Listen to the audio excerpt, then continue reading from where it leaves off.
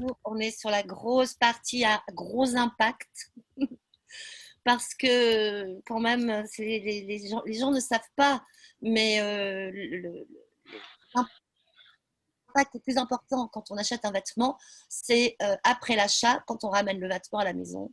Et c'est l'usager qui est responsable de ces gros impacts. Alors, on a des spécialistes aujourd'hui qui vont nous parler de ces problèmes.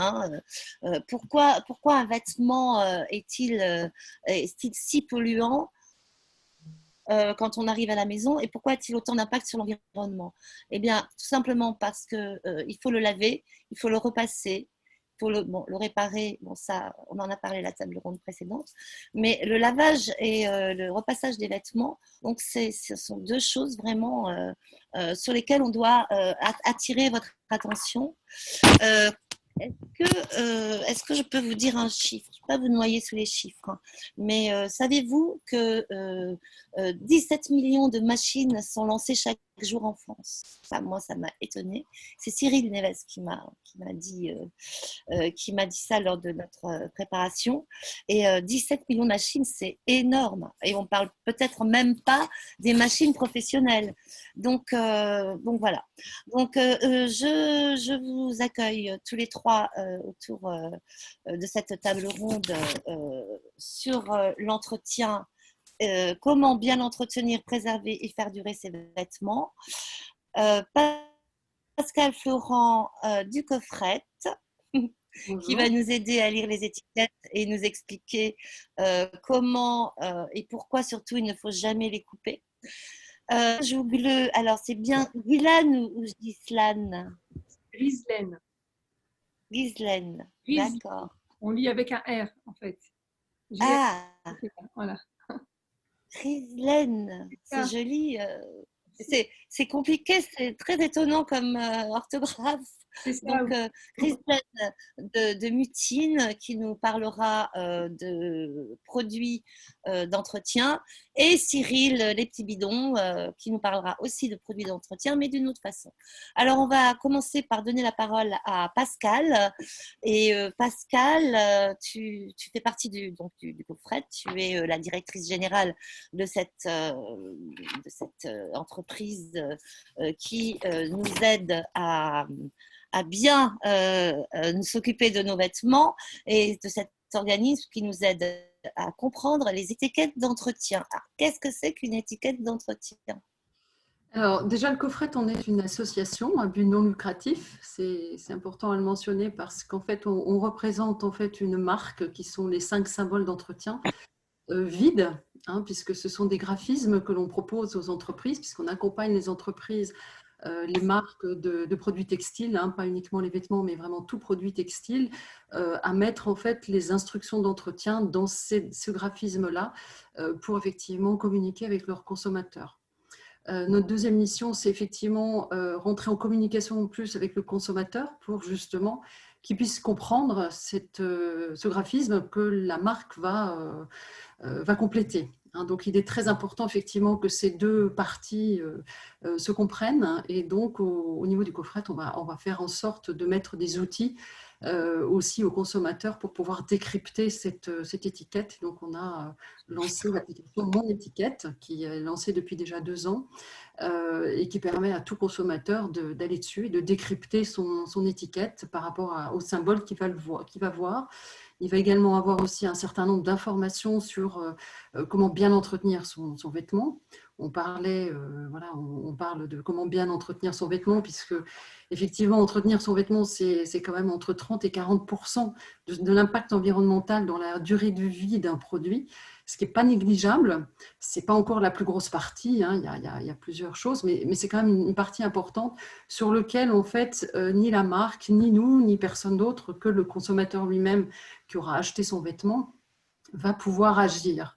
Donc, on sensibilise en fait un maximum avec un logo qui s'appelle clevercare.info qui va être sous les symboles d'entretien que beaucoup de marques aujourd'hui vont mettre sur cette étiquette pour justement sensibiliser leurs consommateurs à cette prise de conscience qu'en fait, ce qu'il y a dans les symboles d'entretien, c'est toujours un maximum d'informations, c'est un maximum de traitement. Quand on met 50 degrés au niveau du lavage, le consommateur, en fonction de ce qu'il va faire de ce vêtement-là, il va pouvoir baisser sa température. On parlait du nombre de lessives, hein, je crois 17 millions de machines à laver par an en France. Eh bien, en France, un Français lave à 41,7% de degrés son linge, hein, tout linge confondu.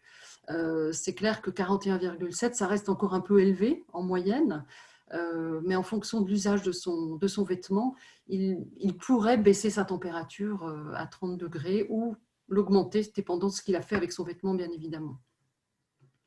Voilà, donc en fait, on donne plein de trucs et d'astuces sur cette façon en fait, d'entretenir son vêtement, sur également aussi, puisqu'on a travaillé avec les associations LAFIS, par exemple, que Ghislaine connaît bien, LAFIS qui est donc l'association des lessives. On a travaillé aussi avec le GIFAM, qui est une association des machines à laver, pour ensemble, parce que c'est ensemble qu'on va pouvoir, qu'on est face à notre consommateur, lui insuffler des trucs et astuces aussi pour bien entretenir sa machine, parce que une bonne machine va abîmer moins le vêtement, et une bonne lessive, pas trop en grande quantité, va également aussi pouvoir réduire cette agression sur la fibre dont le vêtement est constitué. Donc toutes ces choses ensemble vont pouvoir faire en sorte que l'équation soit bien pour une bonne vie du produit et voire augmenter sa durabilité. Merci Pascal. Alors, on parlera des lessives bien sûr tout à l'heure. Je voudrais juste que vous me disiez à tous les gens qui nous écoutent, c'est très important, pourquoi il ne faut jamais couper l'étiquette d'un vêtement. Alors, pourquoi vous comprendrez peut-être par rapport à ce que je viens de vous dire, effectivement, l'étiquette, c'est la pièce d'identité du vêtement. D'une part, il va effectivement donner des instructions d'entretien, comme je viens de le décrire. Ça, c'est vraiment le consommateur a besoin de savoir comment bien l'entretenir. Donc, il l'entretient bien, il va faire attention à son vêtement. On est à peu près à plus de 50% des Français qui vont bien regarder ces étiquettes. Enfin, au niveau des étiquettes, il y en a à peu près 7 sur 10 Français qui vont faire attention à cette étiquette au moment de l'achat. Ils veulent avoir cette étiquette. Donc, ce n'est pas pour rien, c'est pour savoir comment l'entretenir. C'est leur premier objectif. Et on fait des études avec Ipsos, des baromètres tous les 2 ans, et on sait qu'à peu près plus de 50% des Français vont entretenir leurs vêtements pour pouvoir le faire durer plus longtemps, ce qui est un excellent résultat. C'est une bonne nouvelle pour toutes les marques.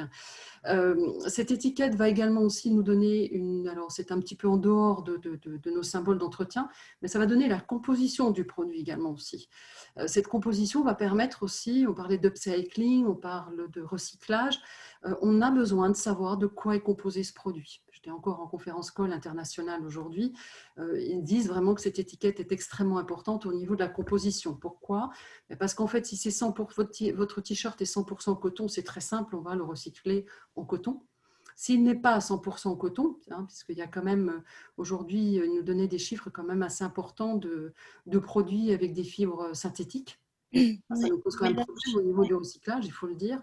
Et donc, ces fibres synthétiques-là, il faut savoir combien il y en a, quelles sont-elles, pour pouvoir les remettre en parallèle et les décomposer pour pouvoir recycler le produit. Voilà, donc nous, si on s'intéresse principalement, donc c'est vraiment une carte d'identité du produit. On sait aussi où il a été fait.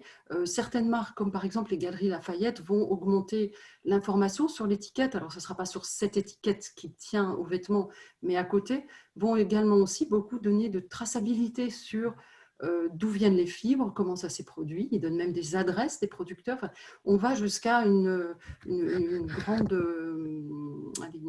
ouverture de toutes ces informations-là aujourd'hui pour le consommateur. Mais quand on parle d'entretien, c'est extrêmement important que cette étiquette reste. Quand vous allez au pressing, ils ont besoin de connaître les instructions d'entretien de la marque. La marque, je peux vous dire, ils prennent énormément de temps pour concevoir cette étiquette. Et ce n'est pas pour rien. Parce que s'il y a des dommages irréversibles, votre produit, demain, il ne sera absolument pas recyclable. Ça ne sert absolument à rien, vous le mettez dans la poubelle. On ne peut plus rien en faire. Parce que soit on a mis un fer trop chaud, c'est devenu du plastique, ça a complètement fondu. Soit vous l'avez lavé trop chaud, la fibre s'est complètement rétractée, devenue beaucoup trop dure. Les pertes de couleurs, etc. Donc ça pose énormément de problèmes dans notre économie circulaire qu'on essaye de mettre en place au niveau français, européen, international. Enfin, tout le monde s'y met aujourd'hui. Et c'est une excellente nouvelle parce qu'effectivement, on a besoin que ce produit soit créé mais également qu'ils vivent, qu'ils soient bien entretenus et qu'ils soient effectivement recyclés et que voilà, cette économie circulaire puisse fonctionner. Voilà, on a besoin vraiment de la participation active, de l'implication du consommateur. Et cette étiquette, c'est vraiment notre point de communication. Merci Pascal. Alors justement, pour bien entretenir ce vêtement, il faut parfois passer par l'étape lavage, souvent d'ailleurs, de plus en plus. Ghislaine, vous êtes spécialiste de la formulation. Est-ce que vous pouvez nous dire ce qu'il y a dans une lessive conventionnelle par rapport à une lessive bio, ou ce qu'on appelle une lessive bio? Je sais qu'il y a plusieurs catégories. Mais... La lessive bio n'existe pas encore. C'est un abus de langage. On a déjà des lessives écologiques. Voilà. Donc, une lessive, c'est composé de différents systèmes en fait, qui permettent de nettoyer, détacher différents types de salissures. Puisque quand on mange, on se fait des tâches, les enfants se tâchent, mais on a différentes natures de tâches. Ce qu'on appelle les salissures oxydables, par exemple le thé, café, vin rouge, les salissures enzymatiques, le sang, ou les salissures grasses, tout simplement, un bon burger. Donc, on a différents types de salissures et dans une lessive, on doit avoir des systèmes qui permettent en fait de venir enlever tous ces types de salissures. Donc, une lessive, en soi, c'est assez complexe parce qu'on doit y ajouter différentes matières premières pour pouvoir détacher tout ce type de salissures et en plus, dans une lessive qui est bien formulée, on doit pouvoir y retrouver, comme vous l'avez dit tout à l'heure, une lessive, ça se retrouve entre le vêtement et la machine. Donc, idéalement, une bonne lessive, c'est une lessive en fait, qui peut prendre soin de votre vêtement et soin de la machine pour pouvoir la garder le plus longtemps possible. Alors pour ce faire, eh bien, il faut qu'on ait des bons systèmes qui permettent d'éviter l'encrassage des machines, le dépôt de calcaire dans les machines et en parallèle, pour le vêtement, c'est une lessive qui va permettre de laver à plus basse température parce que plus on va monter en température, bon, pour certains, comme le signifiait tout à l'heure Pascal, certains tissus peuvent subir des montées en température, mais quand on monte en température, on abîme la fibre et on abîme également tout ce qui est coloration, la couleur. Donc, on a un problème de tenue des couleurs. Donc, une bonne lessive, c'est également une lessive qui vous permet de laver à basse température. Et aussi, on peut voir également maintenant, bon, je ne sais pas si vous allez voir quelque chose, mais en tout cas, j'ai quelque chose à vous montrer. Il existe également des technologies qui permettent de bien de garder en fait vos vêtements plus longtemps. Par exemple, quand on a affaire à du coton, on a des technologies qu'on peut retrouver dans des lessives qui ont un effet anti-bouloche. Alors là, par exemple, vous avez une chaussette qui a été lavée. Je ne sais pas si vous voyez les bouloches. C'était une chaussette neuve en fait, qui a été lavée 20 fois. Voilà. En fait, elle a été lavée 20 fois avec une lessive lambda qu'on trouve sur le marché. Et celle-ci, c'était la seconde. Elle a été lavée 20 fois avec une lessive qui contient cette fameuse technologie anti-bouloche. Et on voit en fait on garde en fait le tissu comme quasi neuf et on a une certaine profondeur de couleur. Donc, une bonne lessive, c'est une lessive qui est assez quand même complexe parce qu'on y retrouve de quoi prendre soin du linge, de quoi prendre soin de la machine et détacher ces différents types de salissures. Ok. Cyril, alors les petits bidons. Est-ce que tu peux nous raconter ce que c'est déjà que cette entreprise et comment tu t'inscris justement dans ce domaine du soin, du vêtement? Avec plaisir. Donc en fait, les petits bidons, c'est né d'une expérience personnelle, c'est-à-dire que je me suis retrouvé il y a quelques années à réaliser ma lessive maison dans une démarche écologique et à me rendre compte qu'en fait, c'était intéressant parce que je connaissais en fait les ingrédients qu'il y avait dedans. Alors il y a plein de recettes, j'ai testé plein de recettes différentes, etc. Mais en revanche, je me suis rendu compte assez rapidement que, ça pouvait prendre un peu de temps. Il fallait quand même vouloir le faire de façon assez régulière et que aussi ça pouvait encrasser les machines à laver. Et ça, c'est des choses qu'on ne sait pas forcément parce que personne ne gère cette partie lessive maison. Et ça demandait un entretien spécifique puisque c'est des matières qui sont un peu plus lourdes et qui se déposent plus facilement.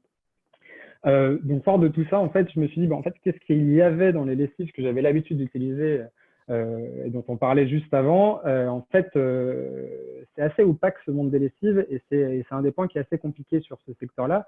C'est-à-dire que la réglementation n'oblige pas les fabricants à indiquer l'intégralité de leur liste d'ingrédients sur les produits. Donc, en fait, sur les produits de lessive, il y a une sorte de résumé des ingrédients qui, en fait, ne dit absolument pas exactement ce qu'il y a dedans et qui ne permet pas d'avoir une consommation éclairée. Donc, j'ai découvert un peu tout ça il y a 3-4 ans. Et je me suis dit que c'était assez dingue, alors que c'est finalement, alors ça se trouve entre la machine et les vêtements, mais ça se trouve aussi entre notre peau et les vêtements. Donc, du coup, c'était important d'avoir quelque chose qui soit, en tout cas, totalement transparent. Et du coup, je me suis dit, bah, ça n'existe pas. Essayons de créer une lessive qui soit à la fois efficace, vraiment propre pour nous et qui, du coup, qui a un impact le plus limité sur l'environnement. Et c'est un peu comme ça qu'a commencé l'histoire des petits bidons. Donc, on s'est mis en recherche de plusieurs laboratoires de R&D pour essayer de trouver cette formule idéale qu'on a trouvée après des dizaines et des dizaines d'essais. Et du coup, on a réussi à formuler une formule naturelle, sans huile de palme, qui soit facilement biodégradable. On a fait tous les tests pour les peaux sensibles, etc. Et du coup, on a travaillé sur cette formule en premier pour une raison assez simple, c'est que on avait un chiffre de l'ADEME. Alors sur ces justement 17 millions de lessives qui sont lancées chaque jour en France, donc c'est un chiffre qui est vraiment énorme.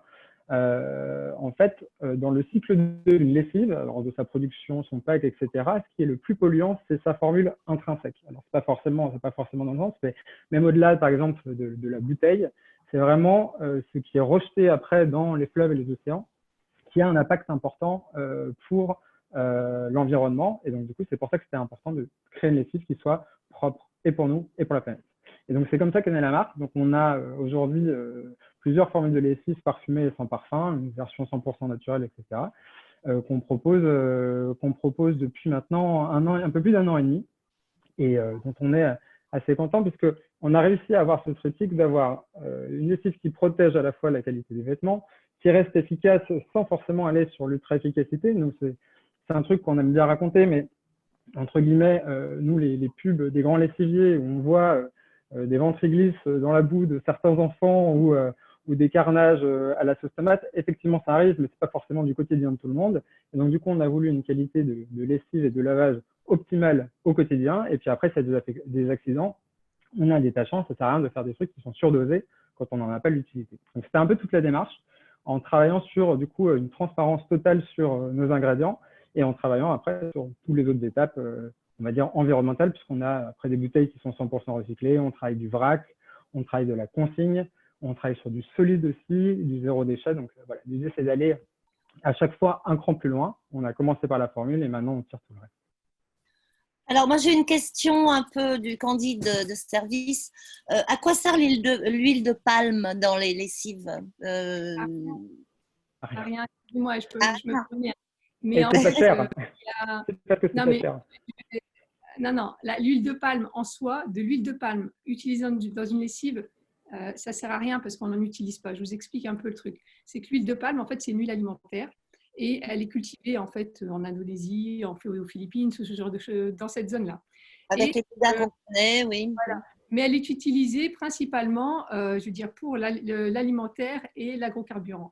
L'industrie de la détergence n'utilise jamais, au grand jamais, de l'huile de palme. Elle utilise de l'huile de palme kernel, c'est-à-dire en fait que c'est issu du noyau du fruit, qui est un rebut de production qui a été brûlé pendant longtemps, jusqu'à ce qu'on se rende compte en fait qu'il pouvait être revalorisé. En fait, c'est une valorisation de déchets, puisque en fait, en pressant ce noyau, on obtient une huile qu'on appelle l'huile de palme kernel et elle a des propriétés exceptionnelles en fait pour le monde de la détergence et pour les cosmétiques et pour les bougies par exemple.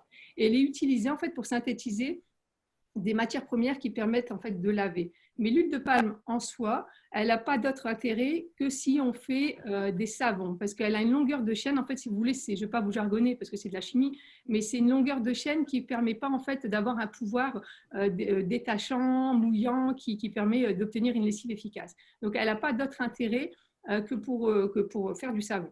Et une lessive riche en savon, c'est une lessive qui va engraisser vos machines, c'est une lessive qui va ternir vos vêtements et grisailler en fait vos tissus blancs. Donc le savon, donc l'huile de palme, il n'y en a pas. Et d'ailleurs à ce sujet, il y a une position de l'association européenne des lessiviers qui l'écrit bien noir sur blanc. Vous pouvez le trouver sur leur site aise.fr. Il n'y a pas d'huile de palme dans nos produits. Par contre, on utilise bien cette huile de palme kernel et l'industrie n'a pas intérêt à ne pas l'utiliser puisque ce serait déplacer le problème ailleurs. Et d'ailleurs, il y a également une position de Greenpeace à ce sujet pour ne pas en fait boycotter l'huile de palme kernel parce qu'il n'y a pas d'intérêt. Mais voilà, pour pour votre question, pardon, pour répondre à votre question. Alors, j'ai une question qui peut être posée là. Fait-on une erreur en fabriquant soi-même son savon ou sa lessive? Ben, je pense que ça part toujours d'une bonne volonté et je fais actuellement des animations en magasin pour présenter Mutine et j'ai l'occasion de discuter avec pas mal de consommatrices ou consommateurs qui préparent leur lessive à la maison. Ça part d'une bonne volonté, mais la réalité, c'est factuel. Hein. Je suis chimiste et j'aime bien parler avec des faits et apporter des éléments de preuve. Il y a des tests qui ont été effectués en laboratoire qui démontrent que ces lessives faites maison, elles ont une efficacité qui est au niveau qui est comparable à l'eau seule. Donc, si l'idée c'était d'avoir un impact sur l'environnement, je veux dire un impact réduit sur l'environnement, il vaut mieux laver à l'eau seule. Et après, la deuxième des choses, en fait, au-delà de ça, la difficulté en fait qu'on retrouve avec ces formules do it yourself, il y a deux types de formules. Il y a la formule liquide ou la formule poudre. On trouve deux types de formules sur Internet. Sur la formule liquide, elle est très riche en savon et donc malheureusement, elle vient engraisser, en fait, salir les machines et on a des dépôts en fait, de savon puisque c'est difficilement solubilisable le savon. Dans les machines, on a des développements microbactériens. Et sur le vêtement, comme on a des machines qui sont de plus en plus fabriquées pour limiter heureusement la quantité d'eau utilisée pendant les étapes de rinçage, le savon étant difficile à rincer, il reste en fait sur le vêtement. Donc ça abîme le vêtement, ça ternit les couleurs. Et c'est ce que je disais tout à l'heure, ça grisaille et ça même jaunit un peu le blanc. Et on s'en rend compte au fur et à mesure des lavages. Et par rapport à la lessive poudre fait maison également, si on regarde la lessive poudre fait maison, c'est des lessives qui sont très riches en percarbonate. Il y a beaucoup de personnes qui chargent en percarbonate.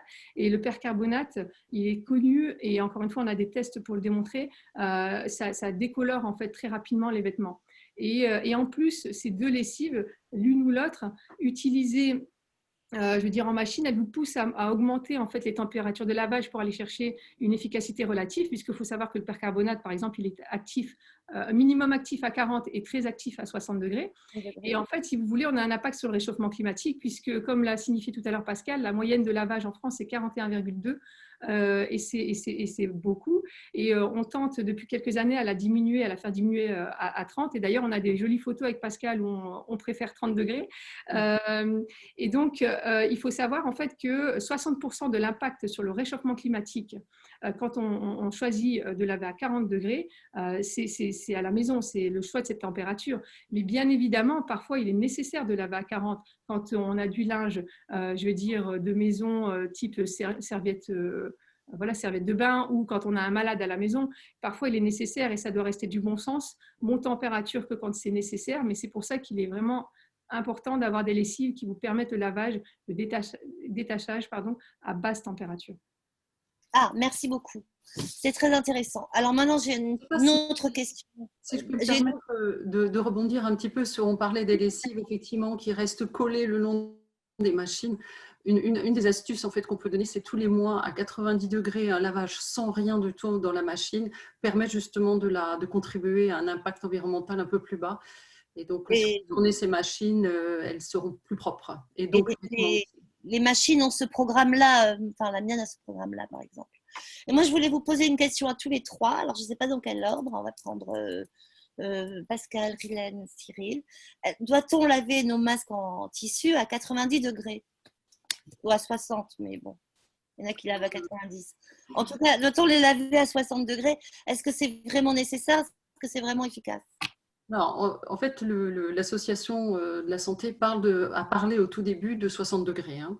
60 degrés, ce n'est pas un minimum, enfin, ce n'est pas un maximum, justement, c'est un minimum. Ça avait été effectivement publié. D'autres communications, il n'y a pas très longtemps, d'autres associations de la santé, effectivement aussi, vont dire, effectivement, on n'a pas besoin de laver à 60 degrés, on peut le laver moins chaud. Moi, j'aurais plus du bon sens, c'est que si vous avez une machine à laver, lavez votre masque surtout. Il vaut mieux qu'il soit lavé que plutôt qu'il attende une machine à 60 degrés. Le fait est qu'on a un certain nombre de masques. Dans l'idéal, alors il y a des pays au niveau européen qui vont dire 90 degrés. On a des pays de l'Europe de l'Est qui, eux, ont donné l'obligation de 90 degrés. Donc, je pense, mais c'est très personnel, je ne voudrais pas engager le coffret là-dessus, mais d'un point de vue personnel, je préfère qu'il passe dans une machine à laver à 40 degrés que d'attendre 2 semaines pour avoir les 60 degrés de mes draps ou d'autres voilà, d'autres produits. Hein. 1 semaine, 2 semaines, enfin bon, il faut que ce masque se lave. Voilà. Oui. Non, Moi, je lave à la main tous les jours. Il faudrait poser peut-être à la chimiste Ouais. la bonne question pour nous dire ce que l'on pense. C'est vachement délicat d'y répondre parce que pour le coup, comme je vous ai dit tout à l'heure, j'aime bien avoir des études pour démontrer que qu'à 40, c'est OK. Et moi, j'ai envie de vous dire en fait qu'aujourd'hui, il y a des trucs et astuces. Si on ne veut pas forcément monter en température, je vous conseillerais, par exemple, je sais que sur le marché, ce n'est pas la mienne, mais bon, elle existe quand même. Il existe une lessive qui permet de désinfecter à basse température. Donc déjà, ça, c'est… de 30, hein, oui. Voilà. C'est déjà une option. Si on n'a pas forcément envie, voilà, parce que bon, ça dépend à qui elle s'adresse, hein, parce que c'est pour le coup, c'est pas une lessive dite écologique. Après, l'astuce, c'est peut-être quoi? C'est de monter à 40 degrés avec votre lessive liquide. C'est une poudre détachante en fait qui permet de détacher à basse température. C'est une poudre, donc c'est dans un petit pot. Donc je pense que comme ça indique, ça donne une belle indication. Et en fait, avec ce pot-là, avec cette poudre-là, à 40 degrés, vous allez avoir un dégagement d'oxygène actif. Et cet oxygène actif a des vertus en fait de désinfection. Après, il faut bien suivre comment dire, les indications de dosage. Ouais. Mais voilà, merci. Les indications de dosage en fait de la poudre pour pouvoir avoir cet effet. Mais voilà, c'est un truc sur lequel je pense que c'est vachement délicat de conseiller. On est en pleine période de crise. C'est un peu compliqué. Ce qu'on se dit, c'est que je crois que là, on est tous d'accord, c'est qu'à choisir, il vaut mieux les laver fréquemment. Il vaut mieux les laver fréquemment dès qu'il y a une machine qui tourne, avec les tips dont vous parliez juste avant, plutôt que de les laisser s'entasser ou de les réutiliser, ce qui peut arriver et ce qu'on voit fréquemment aussi au quotidien. Alors justement, Cyril, j'ai une question pour toi dans le chat. C'est quelqu'un qui nous demande, pourriez-vous repartager les références de l'étude ADEME qui a été à l'origine de votre engagement? Ouais, alors là, je ne l'ai pas je l'ai pas en direct, mais je vous la ferai parvenir sans souci. On peut la mettre dans le chat. Si… Ouais, il faut que je regarde. Juste après, je regarde et je vous la fais parvenir. Et Mutine, quelle est l'adresse du site que vous avez cité sur la composition des lessives? Alors, c'est le site que j'ai cité tout à l'heure, c'est le site de l'AISE, c'est le site en fait de l'association des lessiviers, en fait, hein, je vais appeler ça comme ça, européen. Et c'est un site, c'est le site donc www.aise.com. Et dessus, vous allez retrouver en fait la fameuse position concernant l'utilisation d'huile palme kernel. Et sinon, si vous cherchez la composition de tous les produits détergents, il y a une réglementation qui est en place depuis 2004 et qui impose à tous les metteurs sur le marché d'indiquer la composition de leurs produits sur leur site internet. Donc ça, c'est une obligation. Et s'ils ne l'ont pas, c'est qu'ils ne suivent pas la réglementation. C'est la réglementation. C'est rarement le cas, malheureusement. Malheureusement, je suis d'accord. Ouais, parce que ça a été nous le démarrage. Hein. C'est qu'en fait, on s'est rendu compte qu'on avait le besoin de consommer de façon plus transparente et de pouvoir faire des choix. On utilise ou non plus de palme, dérivés de pétrole, etc. Mais en fait, il faut au moins pouvoir le savoir. Et c'est vrai que lorsqu'on se lance dans les recherches, sincèrement, une fois sur deux, quasiment, la liste n'apparaît pas. Et du coup, on ne serait trop conseillé que si vous ne la trouvez pas, écrivez au service client pour avoir la version complète et pour pouvoir comprendre exactement ce qu'il y a dedans et faites vos recherches parce que quand on creuse, finalement, on a des sacrées surprises. Mais c'est une obligation et c'est vrai que c'est un problème. Et là, la dernière étude de la DGCCRF à ce sujet a relevé des problèmes. Et c'est vrai que c'est un travail à faire. Néanmoins, je tiens quand même à signaler que les gros industriels, ce n'est pas les problématiques. Parce que non, c'est sûr. Et quoique, parce qu'en fait, on a souvent aussi, comme notamment sur la partie en ligne, hein, il y a beaucoup de marketplaces maintenant qui commencent à vendre les produits. Et et pour le coup, c'est quand même des gros vecteurs de vente aujourd'hui de lessive. Et pour le coup, il n'y a quasiment jamais les listes d'ingrédients complètes, quoi. Donc ça, c'est quand même un gros souci parce que c'est là où les consommateurs se rendent, c'est là où ils achètent. Ils ne vont pas forcément sur le site internet en direct. Et du coup, pour avoir une consommation éclairée, vraiment transparente, c'est quasiment impossible. C'est un vrai problème. Et il y a une bonne nouvelle, c'est que c'est au programme de contrôle de la DGCCRF et de l'Europe cette année et l'année prochaine. Donc, j'espère qu'ils leur tomberont dessus.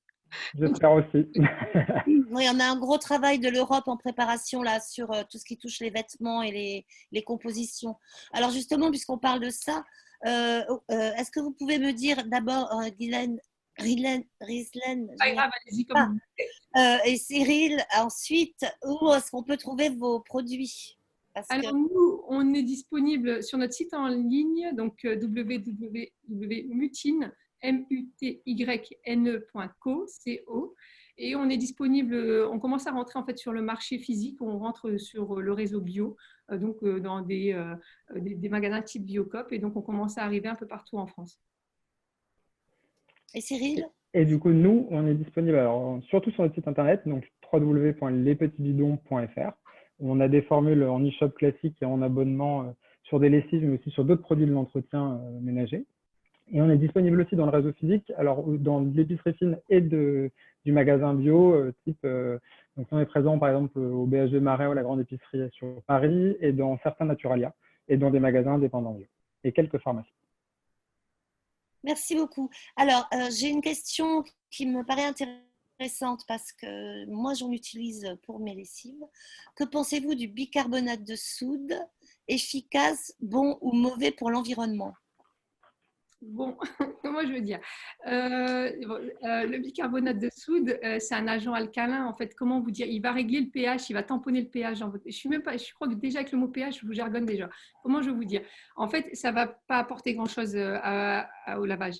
Voilà, je crois que je veux le dire comme ça parce que je voulais vous faire une explication, mais ça va être trop… Je vais vous jargonner, donc je préfère vous dire que ouais, le bicar, en fait, ça va un peu adoucir votre eau. Voilà, peut-être que je peux le dire comme ça va un peu adoucir votre eau, mais ça ne va pas avoir d'impact en fait sur l'enlèvement des salissures, le détachage.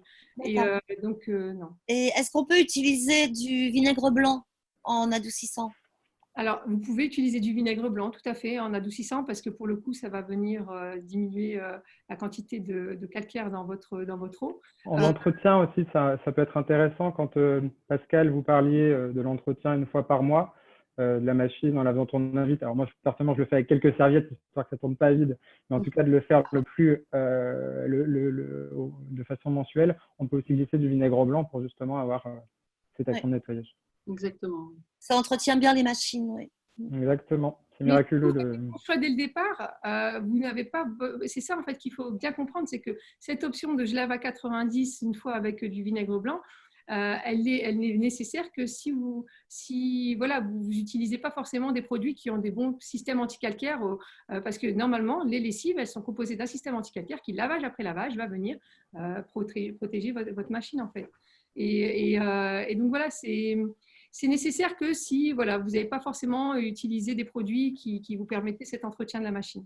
Et notamment, du coup, les personnes qui font leur lessive maison, c'est quelque chose qui est vraiment important parce que du coup, là, il y a quand même un risque d'encrassage qui est important et qui n'est pas forcément connu parce qu'on a cette démarche écologique et c'est quelque chose qu'on encourage, etc. Mais il y a une vraie conscience à prendre sur l'entretien de la machine après parce que si finalement on réduit sa durée de vie, l'impact qu'on cherche à avoir est sacrément limité. C'est ça. C'est très intéressant, on fait tout faux, quoi. Non, pas tout faux. C'est pas beaucoup de choses. Il y a beaucoup de même si on pense bien faire, en fait. Ouais. Il y a beaucoup de pédagogie à faire. Et d'ailleurs, si je me permets, j'avais demandé à une personne que je connais très bien, qui est experte dans les textiles et les machines, ça tombe bien. Donc, je lui avais dit que je participerais à cette table ronde et que je voulais vous partager des tips. Donc, j'ai 2-3 tips à vous partager. C'est ce que j'allais vous demander. Voilà. Okay. Vos trucs. Voilà, le truc, c'est que… Il reste très peu de temps. Je vais faire vite. Donc, pour tout ce qui va être linge de couleur, linge, je veux dire, du quotidien, on vous conseille d'utiliser donc de la lessive liquide. Privilégier les lavages à basse température, monter que si c'est nécessaire, c'est du bon sens. Vous avez des lessives qui sont efficaces à basse température.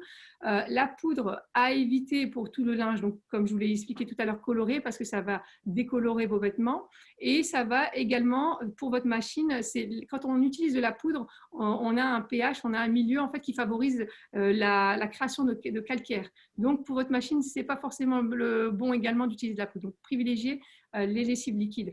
Pour tout ce qui est blanc, linge de maison, vous pouvez passer à 40 avec de la lessive avec une dose de détachant ou de la lessive liquide, pardon, avec une dose de détachant ou de la poudre si vous préférez, mais sachez quand même que ça va entartrer votre machine. Et la dernière chose, l'essorage. Pour le vêtement, pour le coup, c'est clé parce que l'essorage, c'est une étape pendant laquelle on abîme les vêtements. Et donc, pendant l'été, privilégiez l'essorage à 900 tours minute et sécher sur nous on appelle ça un tankard ville, mais bon, sur fil, je ne sais pas comment vous appelez ça. Moi aussi, j'appelle ça comme ça. Et en hiver, sécher à 1200, l'essorage à 1200 tours minute maximum. Il y a beaucoup de machines qui permettent aujourd'hui le 1400, mais évitez également pour éviter d'abîmer votre fibre. Donc, je pense que j'ai partagé les tips que je voulais partager. Voilà. Il y avait peut-être un truc dont on n'a pas forcément parlé en termes de lessive, c'est aussi de respecter les doses. Parce qu'en fait, la lessive, on a tendance à surdoser, et c'est quelque chose qu'on voit très fréquemment. Et Pascal en parlait aussi au démarrage, mais respecter la dose, c'est aussi ne pas encrasser la machine, ne pas encrasser le vêtement. Donc, c'est important aussi de sensibiliser là-dessus. Il y a pas mal de travaux qui sont faits pour savoir quelle est la dose moyenne selon la salissure, le degré de salissure, le niveau de l'eau, comment est l'eau dans la région, etc. C'est vraiment important de suivre ça pour justement ne pas avoir l'effet inverse, encrasser le vêtement à la machine. Merci beaucoup, c'était très Ça intéressant. Donc, j'ai quand même un point quand même à faire sur la partie température. Pascal, oui, je t'en prie. J'avais une dernière question pour vous, mais allez-y. Non, allez-y, je vous laisse. Non, mais ça continue sur l'histoire des températures. D'accord. Oui, en fait, je voulais faire un petit point quand même sur la température. On parle de lavage à 30 degrés quand c'est sale, etc. Sous la réserve des spécialistes des lessives, mais plus vous allez utiliser le 30 degrés avec une lessive plus performante, vous allez quand même rajouter, il y a forcément plus de chimie dans la lessive. Hein. Donc, on n'est pas forcément non plus en nettoyage écologique dans ces moments-là. Donc, voilà, il y a un équilibre à faire, peut-être un choix personnel et de bon sens aussi, à savoir que si je fais du jogging pendant 1 heure, je peux monter un peu la température avec ma lessive normale, tout se passera très très bien et mon linge sera entretenu et propre. Voilà. On a des technologies. On a des technologies dans la chimie du végétal, en fait, les enzymes, par exemple, qui permettent l'efficacité à basse température. Et donc, on détache aujourd'hui à basse température, promis. C'est pas moi qui le dis, c'est les tests. Je veux bien essayer. Ouais. Super, on n'arrête pas le progrès. Pascal, il nous reste 6 minutes, mais j'aimerais quand même que vous nous parliez un petit peu de clevercare.fr, si vous voulez bien.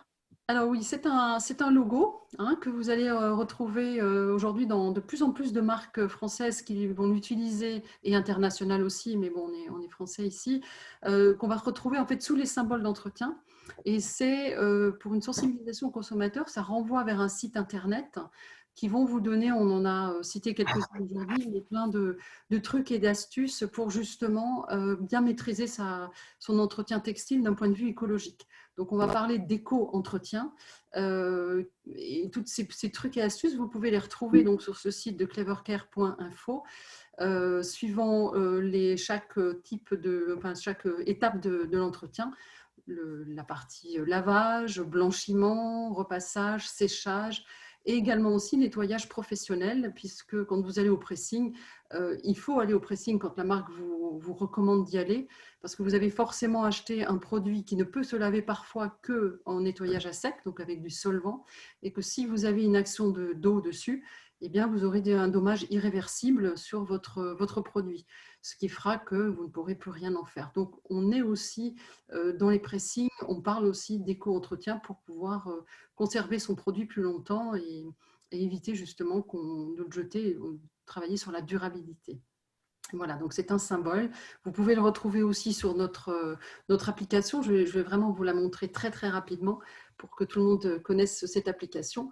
Donc, vous pouvez à chaque moment d'ici, par exemple, vous cliquez sur je ne sais pas si on voit quelque chose, mais voilà. Vous avez le choix des symboles d'entretien de lavage, vous le choisissez et automatiquement, je vais pousser sur n'importe lequel, automatiquement, on va vous proposer le triangle, le carré, le rond, le fer à repasser bien évidemment avant. Et après, vous validez et vous avez l'ensemble des informations qui vous sont verbalement expliquées. Vous avez même le choix de le mettre dans un dressing si vous voulez conserver cette explication et ne pas refaire la partie décryptage. sur cette appli, vous pouvez passer sur le site internet de Clevercare. Vous avez plein de trucs, astuces, comment détacher une tâche. Voilà, vous avez vraiment plein d'informations à votre disposition et c'est gratuit, c'est très léger comme appli, donc c'est vraiment quelque chose qui est très facile à télécharger. Merci Pascal. Cyril, est-ce que vous avez quelque chose à rajouter? Non, je suis ravi en tout cas d'apprendre. Je ne connaissais pas l'existence de l'appli, donc je pense que c'est des choses qu'on va pouvoir relayer nous parce que ça va plaire à pas mal de monde et effectivement, ça sera un bon complément d'infos pour tous les gens qui nous suivent. Donc, je suis ravi d'apprendre l'existence de ça. Tout le monde a les symboles et on a plutôt tendance à aller les chercher sur Internet, donc c'est une super initiative. Voilà, non, je suis ravi d'avoir appris toutes ces choses-là aussi. Parce que comme on le dit souvent, nous, on est une marque qui a appris en fait depuis 2 ans, un peu avec la démarche de consommateur. C'est comme ça qu'est née la marque et c'est comme ça qu'on continue à la faire grandir. Et donc, du coup, on apprend tout le temps. Je suis ravi d'avoir participé à cette table ronde. On est ravi avec les petits bidons de pouvoir continuer à proposer des produits sur tout l'entretien de la maison pour laver sans tout salir et du coup d'avoir encore un super retour là-dessus. Donc voilà, merci Catherine pour la modération. Et puis si on a besoin d'une voix pour nos pubs, je sais à qui demander. Maintenant, j'ai entendu la fin de l'avant. Je suis à votre disposition. Rislen, qu'est-ce que tu peux conclure? Tu as un petit mot à nous dire? On est à 2 minutes de la fin. Je vais faire vite, je suis une pipelette. Donc, déjà, je vais vraiment vous remercier pour votre invitation. Ça me fait vraiment plaisir d'être là aujourd'hui également et pour partager avec vous voilà, toutes ces choses. Aujourd'hui, chez Mutine, on ne parle pas de consommateur, on parle de consomme-acteur parce qu'on sait que vous êtes acteur également du changement. Aujourd'hui, on a besoin, c'est bien de formuler des produits éco-conçus. C'est ce qu'on fait chez Mutine, mais c'est encore mieux si derrière, on en fait une utilisation éco-responsable. Et donc, je pense, comme vous l'avez dit tout à l'heure, vous voulez faire plein de choses et ça part d'un magnifique sentiment. Et je pense qu'il y a un besoin de pédagogie et c'est ce qu'on essaie de faire aujourd'hui, d'apporter de la pédagogie, de vulgariser les messages pour aider tous les consommateurs qui veulent changer, qui veulent avoir un acte éco-responsable à avancer avec nous vers le changement. Et pour Pascal, je connais ton application, elle est géniale et on l'a relayée toute la semaine. Donc, on a appris on a une petite communauté pour le coup, mais en tout cas, on leur a appris qu'est-ce que sont tous ces symboles pour qu'ils puissent comprendre. Et donc, voilà, je pense que merci d'avoir permis cet échange parce qu'effectivement, la lessive, elle est là au service de la mode durable. Et j'espère vraiment qu'on vous a appris plein de choses. Et merci à tous les participants. Et merci beaucoup aussi, Catherine. Merci à vous. Merci pour l'invitation. Merci.